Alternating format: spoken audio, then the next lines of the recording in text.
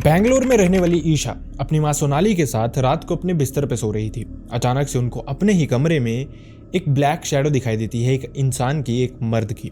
उनको लगता है शायद ये कोई चोर होगा, लेकिन जब खुलासा होता है तो जो सच्चाई सामने आती है वो उनके होश उड़ा देती है। और इसके बाद शुरुआत होती है एक ऐसे भयानक एक्सपीरियंस की जो ईशा ने अपनी जिंदगी में कभी भी नहीं सोचा होगा कि उनको मिलेगा। ईशा चाहती हैं कि इस तरह का इंसिडेंट किसी के साथ भी ना हो, लेकिन साथ ही वो शेयर भी करना चाहती हैं ताकि लोगों को कुछ जानकारियां मिले जो कि उनको पता होनी चाहिए। ऐसा माना जाता है कि जिन लोगों की फितरत में ब्लैक मैजिक तंत्र क्रियाएं करना होता है, उन लोगों को किसी का अच्छा बुरा नहीं दिखाई देता। उन लोगों के लिए सिर्फ उनको ये क्रियाएं करनी होती हैं। अपना फायदा दिखता है सामने वाला इंसान का, वो कुछ भी बुरा कर सकते हैं। और मैं ऐसा क्यों कह रहा हूँ, आपको ये आज के इंसिडेंट में पता चलने वाला है, जो कि है बेंगलोर का। तो चलिए शुरू करते हैं। Hi and welcome back everyone. First of all thank you so much हमारी वीडियोस को इतना प्यार देने के लिए। आपका प्यार इसी तरह से मिलता रहेगा तो वीडियोस भी इसी तरह से आती रहेंगी। अगर आपको वीडियोस पसंद आती हैं तो वीडियोस को हाइप करना ना भूलें, चैनल को सब्सक्राइब करना ना भूलें और बेल आइकन को प्रेस करना बिल्कुल भी ना भूलें। साथ ही आप अपनी सिटी, स्टेट या फिर कंट्री का नाम हमारे कमेंट सेक्शन में बता सकते हैं, जिससे हमें मोटिवेशन मिलती है। साथ ही अगर आपके कुछ सजेशंस हैं तो वो भी आप कमेंट सेक्शन में दे सकते हैं। एंड मैं चाहता नहीं, लेकिन अनफॉर्चुनेटली अगर किसी के साथ भी इस तरह का कोई भी इंसिडेंट हुआ है जो आप चाहते हैं मैं यहाँ पे नरेट करूँ, लोगों तक पहुँचाऊँ, जिससे लोगों को कुछ सीखने का मौका मिले, तो आप हमारी मेल आईडी या फिर इंस्टाग्राम पे शेयर कर सकते हैं। दोनों का लिंक डिस्क्रिप्शन बॉक्स में मिल जाएगा। और अगर आप हमारी ये वीडियो फेसबुक पे देख रहे हैं तो आप हमें सिंपली अपनी स्टोरीज डीएम कर सकते हैं। अब बढ़ते हैं इंसिडेंट की तरफ। आज का इंसिडेंट हमारे साथ शेयर किया ईशा नाम की एक लड़की ने। ईशा ने बताया ये इंसिडेंट उनके चाइल्डहुड में हुआ था, लेकिन ये ऐसा एक्सपीरियंस था, इंसिडेंट को 10 साल हो चुके हैं, वो आज तक इन चीज़ों को भुला नहीं पाई हैं। ईशा ने बताया इस सब की शुरुआत हुई थी 2010 के आसपास। ईशा के जो माता पिता थे उनका रिलेशन बहुत अच्छा नहीं था, जिसकी वजह से ईशा का जो चाइल्डहुड था वो अच्छे से नहीं निकलता था। ईशा की माँ, जिनका नाम सोनाली है, वो एक गवर्नमेंट स्कूल में टीचर है। ईशा के जो पिता थे वो एक बिजनेसमैन थे, लेकिन दोनों में बचपन से ही, जब ईशा छोटी थी तब से ही काफी लड़ाइयाँ होती रहती थी। ईशा बड़ी हो रही थी और यही लड़ाइयाँ अपने सामने देखती रहती थी। ईशा के ना तो ज्यादा दोस्त थे और ना ही उसका कोई भाई बहन था। मतलब ये सारा का सारा जो ट्रॉमा था उसने अकेले ही झेला था। उसको खेलने के लिए भी कोई इंसान साथ में नहीं होता था। बहुत साल इसी तरह से चीजें चलती रहती हैं। साल आता है 2014, जब ईशा की उम्र 14 से 15 साल के आसपास की होगी। ईशा ने बताया इस दौरान उनके पेरेंट्स का डिवोर्स हो गया था, जिसके बाद 1 साल ईशा और उनकी माँ ईशा की नानी के घर पे ही रहती हैं। लेकिन 1 साल के बाद सोनाली जी को ऐसा लगता है कि शायद उनको यहाँ पे नहीं रहना चाहिए, क्योंकि उनके भाई भी वहीं पे रहते थे, उनकी फैमिली भी वहीं पे रहती थी, और उनको लगता था शायद वो उन पे बोझ बन रहे हैं। इसी के चलते वो अपने लिए एक अपार्टमेंट देखना चाहते थे।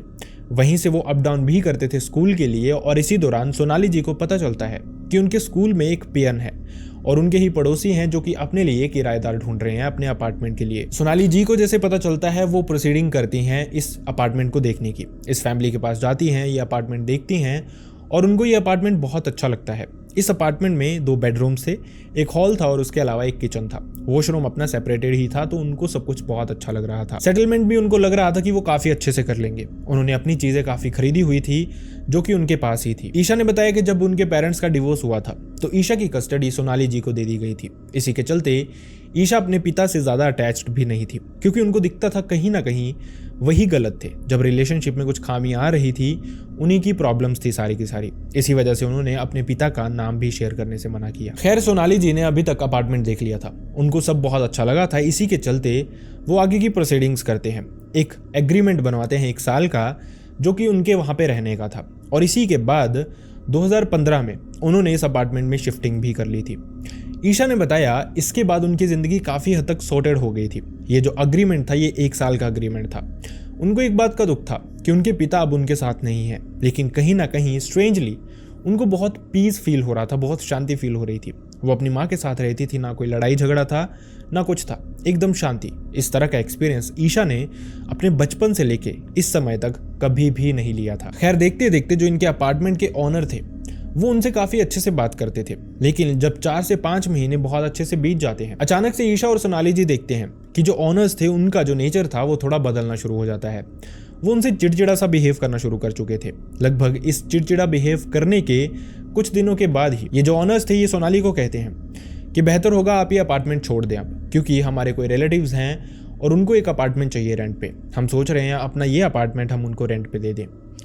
अब यहाँ पे ईशा और सोनाली जी समझ गए थे कि कहीं ना कहीं यही उनका मोटिव था। इसी वजह से पिछले कुछ दिनों से वो अच्छे से बातचीत नहीं कर रहे ताकि सोनाली और उनकी बेटी ये अपार्टमेंट छोड़ के चली जाए। लेकिन इसी बात की प्रॉब्लम होती है सोनाली जी को, जिसके बाद वो उनको कहते हैं कि इतना इजीली हम कैसे शिफ्ट कर सकते हैं। 1 साल का अग्रीमेंट हुआ है। अगर आप में से कुछ लोग हैं जो कि बाहर कभी शिफ्ट हुए हैं, रेंटेड अपार्टमेंट में शिफ्ट हुए हैं, वो जानते होंगे कि ये कितनी हसल होती है। मतलब एक कमरे से दूसरे कमरे तक सारा का सारा सामान लेके जाना, वहाँ पे सेटलमेंट करना। अभी ईशा और सोनाली जी को यहाँ पे कुछ महीने हो गए थे, जिस वजह से वो काफ़ी अच्छे से सेटल भी हो गए थे। बहुत सारी उन्होंने चीज़ें भी खरीद ली थी, जिसकी वजह से काफ़ी सामान था उनके पास, और उनके लिए ये बिल्कुल भी ईजी नहीं था वहाँ से शिफ्ट होना। और ऊपर से सबसे बड़ी बात ये थी कि ये जो अपार्टमेंट था ये सोनाली जी के स्कूल के एकदम पास ही था। अब इसी वजह से उन्होंने ऑनर्स को कह दिया कि हम ये अपार्टमेंट छोड़ के इतना जल्दी नहीं जा सकते। लेकिन सामने से अगर ऑनर्स रिक्वेस्ट करते, ईशा जी ने बताया, तो वो कहीं ना कहीं प्लान कर रहे थे शायद इस अपार्टमेंट को छोड़ भी देते। लेकिन उन्होंने डांटने वाले, लड़ने वाली टोन में उनसे बात की कि ये अपार्टमेंट खाली कर दीजिए। अब इस बात पे सोनाली जी को गुस्सा आता है, जिसके चलते वो उनसे लड़ते हैं और उनको ये कहते हैं कि आप जो मर्जी कर लो, 1 साल तक हम ये अपार्टमेंट खाली नहीं करेंगे। ये रात इसी तरह से निकल जाती है, उनकी बहस होती है और उसके बाद सब शांत हो जाता है। ऑनर्स की और सोनाली जी की ईशा की बात नहीं होती है, लेकिन वो चूज करते हैं वहीं पे रहना। अब इसके बाद ईशा ने बताया 1 से 2 दिन और बीतते हैं, लेकिन अचानक से एक बहुत अजीब, बहुत भयानक सा इंसिडेंट होता है। ईशा ने बताया ये जो अपार्टमेंट था इनका, इसमें 2 बेडरूम्स थे। ईशा अपने बेडरूम में सोती थी और जो सोनाली जी थे वो अपने बेडरूम में सोते थे। इसके अलावा उनके पास एक कैट भी थी जो कि ईशा के ही बेड पे ईशा के ही साथ सोया करती थी। इसी के चलते वो अकेली सो भी जाती थी। लेकिन ईशा की एक और प्रॉब्लम थी कि रात को जब उसको नींद नहीं आती थी तो वो अपने बिस्तर से उठ के अपने माँ के बिस्तर पे सो जाती थी आके। इसी तरह से जिंदगी चल रही थी नॉर्मली। एक इसी तरह की रात थी। लगभग इस लड़ाई को 2 से 3 दिन ही हुए थे कि ईशा अचानक से रात को उठती है और अपनी माँ के कमरे में सोने चली जाती है। वो भी अपने माँ के कमरे में पहुंचती है और सोने की कोशिश ही कर रही थी, लेकिन उसको नींद नहीं आ रही थी। बहुत वेयर्ड सा, बहुत अजीब सा, बहुत भयानक सा उसको फील हो रहा था। वो जानती नहीं थी ये उसको वाइब जो है नेगेटिव सी क्यों आ रही है। अभी उसका दिमाग इसी सब पे वर्क कर ही रहा था कि अचानक से वो करवट बदलती है। अब जैसे वो करवट बदलती है, वो देखती है उसका जो बेडरूम था उसको वो सामने दिखाई दे रहा था। उसका दरवाज़ा खुला था और जो उसकी कैट थी वो इसी रूम के दहलीज पे सो रही थी, नीचे ही फ्लोर पे। ऐसा कभी भी नहीं होता था। ईशा की जो कैट है वो कभी भी फ्लोर पे अकेले नहीं सोती थी। इसी के चलते ईशा को ये चीज़ थोड़ी सी वियर्ड लगती है, लेकिन वो शांति से अपनी कैट की तरफ देखती रहती है। कैट को देखने से ऐसा लग रहा था शायद वो भी डरी हुई है और वो ईशा की तरफ देखे जा रही थी एक उम्मीद से। ईशा समझ नहीं पा रही थी ये हो क्या रहा है और ये कैट वापस सोने बेड पे क्यों नहीं जा रही है, ईशा के बेड पे। वो थोड़ी देर उसको देखती रहती है, जिससे लगता है कि शायद कैट को थोड़ा सा मोटिवेशन मिलता है, थोड़ा सा उसका जो डर था शायद वो दूर होता है। इसी के चलते कैट वापस से ईशा के कमरे में जाती है, जहाँ पे अंधेरा ही था काफ़ी हद तक, क्योंकि ऑब्वियसली लाइट्स रात को ऑफ थी। दरवाज़ा ये ईशा ने ही खोला था। इसके बाद कैट अंदर जाती है, लेकिन फिर से वो भागती हुई डर के बाहर की तरफ आती है, जैसे अंदर था कुछ जो कि उसको डराता है। अब ये कैट फिर से बाहर आती है और इसी दरवाजे की दहलीज पे सोने की कोशिश करती है, बैठ जाती है। इनफैक्ट ये सारी चीज़ें ईशा को थोड़ी सी खटपटी लग रही थी।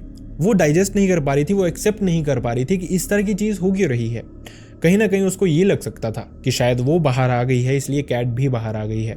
लेकिन ये पहली बारी नहीं हुआ था। जैसे मैंने आपको बताया, ईशा अक्सर इसी तरह से रात को उठ के अपनी माँ के बिस्तर पे आ जाती थी। अब ये बात क्या थी यही ईशा को समझ नहीं आ रही थी, लेकिन थोड़ी ही देर में सब कुछ समझ आने वाला था। ईशा ने देखा उसको इसी रूम पे कुछ बहुत भयानक दिखाई दिया। उसकी कैट भागते हुए उनके बेड के नीचे घुस जाती है और उसके बाद जो उसको दरवाजे पे दिखता है वो उसके रोंगटे खड़े कर देता है। ईशा ने बताया इसके बाद वो इतनी ज़्यादा डर गई थी, लेकिन फिर भी उसने अपने आप को काम रखा, शांत रखा, चीखी नहीं, चिल्लाई नहीं। उसने अपनी माँ को हिलाया और उठाने की कोशिश की। उसकी माँ उठती है और जैसे ही वो उठते हैं दरवाजे की तरफ उनकी नज़र जाती है। वो भी देख के बहुत हैरान थे, बहुत परेशान थे। उन्होंने देखा कि ईशा का जो दरवाज़ा था वहाँ पे एक इंसान की शैडो थी, एक मर्द की शैडो इनफैक्ट लग रही थी। शैडो लंबी चौड़ी थी, लेकिन उनको लगा कि शायद घर में कोई चोर घुस आया है।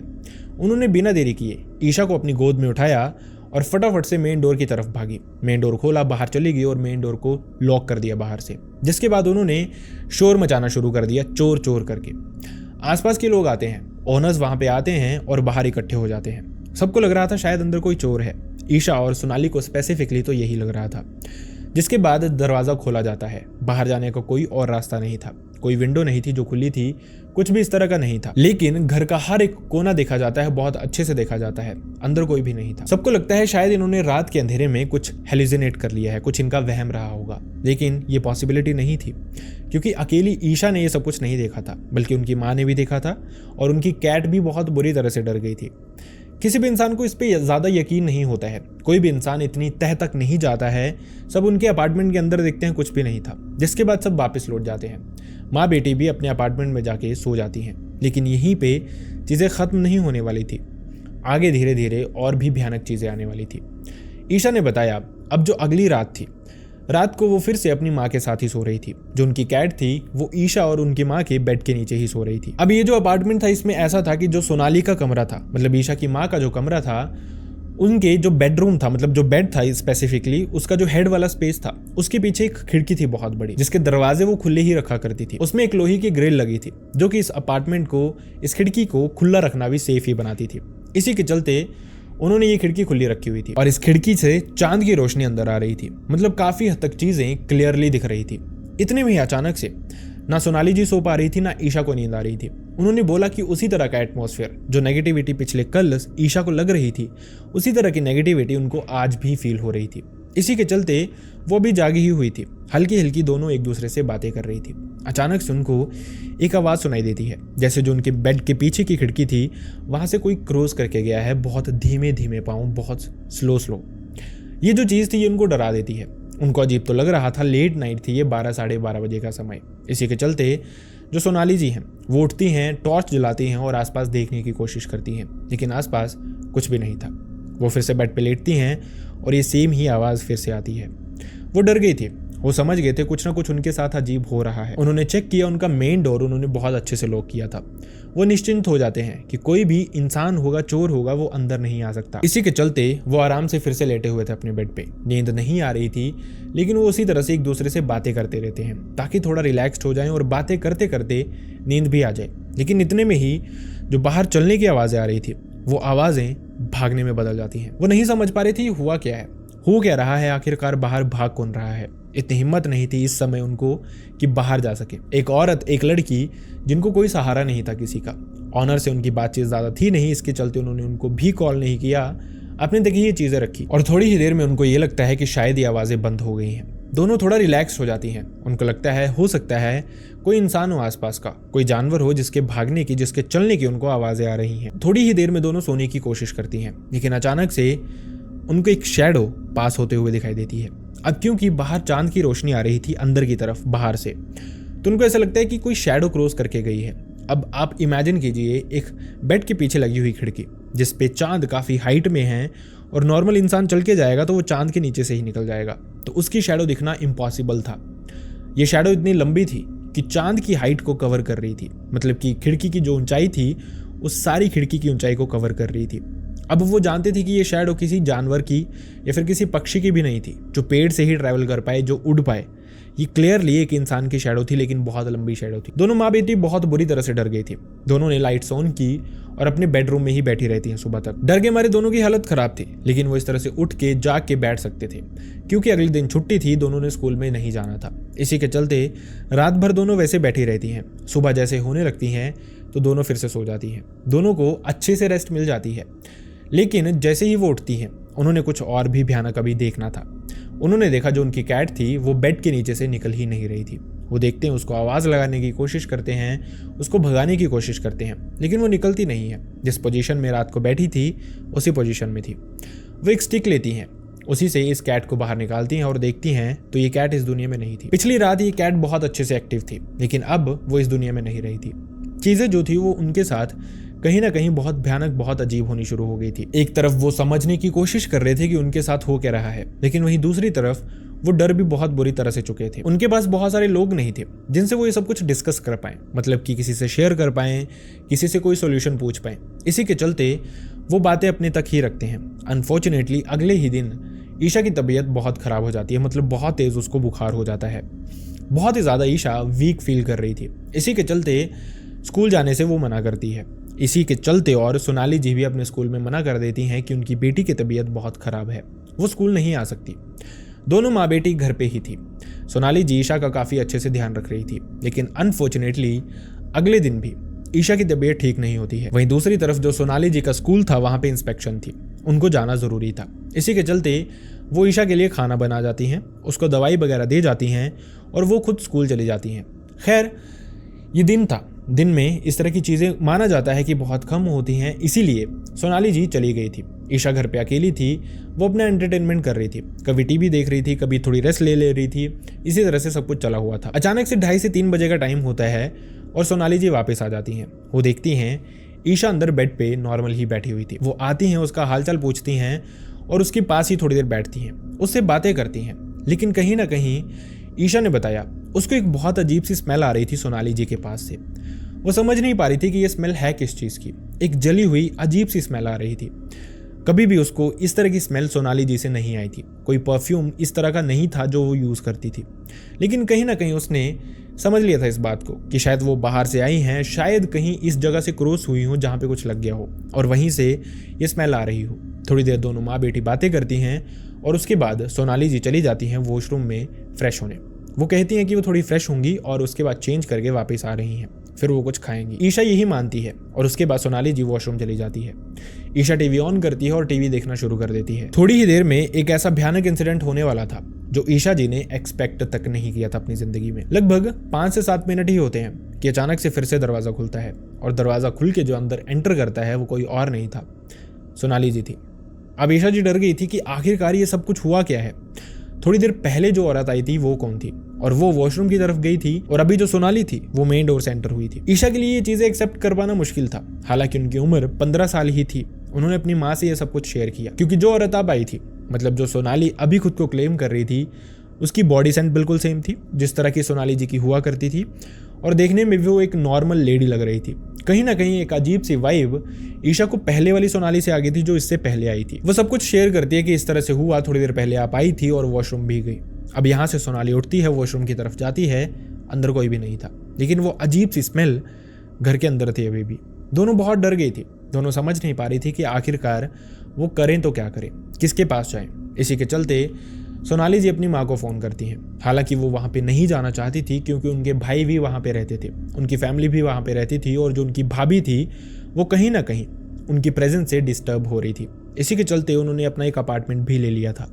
लेकिन अब क्योंकि सिचुएशन बहुत ख़राब हो चुकी थी तो वो अपनी माँ से बात करती हैं। वो बताते हैं कि इस तरह की चीज़ें हो रही हैं, उनकी कैट मर गई, एक इंसिडेंट चोर वाला हुआ, दूसरा इंसिडेंट खिड़की से शैडो दिखने वाला हुआ, और सामने से सोनाली जी की माँ समझ गई थी जो कुछ भी उनके साथ हो रहा है वो कहीं ना कहीं पैरानॉर्मल है।